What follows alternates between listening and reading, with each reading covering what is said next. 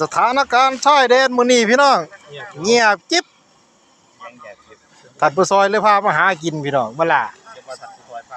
บ่ได้ส่วนผู้ซอยมากครับบ่ได้ส่วนผู้ซอยเด้อผู้ซอยสวดมาหากินพี่น้องพอได้ปนอยู่รอบแรกได้ปนอยู่นี่แต่หนูมีแต่ใส่เนื้ออันนี้นะพี่น้องดูนี่ปลาตาเขาก็หลายโอ้ยโหปลามองแล้วจะกลับนั่นมันจนเฮาอยากพยายามมาเฮ็ดกินแรงก่อนจะซื้อเลยพี่น้องบ่ทันเอาจริงได้นี่บ่ทันอันนี้ได้ปลามันรอบกินแรงได้นี่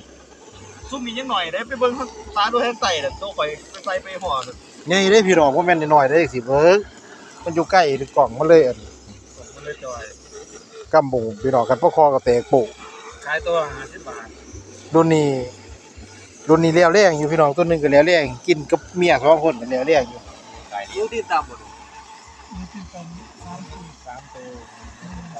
คิดกลับคือติดบวกนึงแล้วบ่ได้ติดกลับครับ2ตัวนี่ครับ4ตัวนี่ครับนี่แล้วจะตกกลับได้หลังนั่นครับ40กว่า50นี่นะครับภาย4บ่เคยนับซ้ำ4นึงนับบ่ได้นับมันเสียนับแล้วก็สร้างเพิ่มเลยเฮาล้นแล้วเฮาก็สิเฮ็ดกินแลงพี่น้องเอ้ยมาเด้อไผอยากเด้อแล้วมันกลับไปบวกได้มาทานแบบนี้กลับแต่บวกแบบนี้บ่ได้มาทานก็กลับมาทานกลัวว่ากลับมาถือว่าผู้รุ่นแล้วบวกก็ถือว่านกสายแดนฟังส่องอ่านมาส่องบกบ่ย่างให้พ่อผมนึงกันจังว่ามิดซีรีส์มื้อนี้พี่น้องที่3อันที่4เพราะว่าลุงหนวดบ่ได้อยู่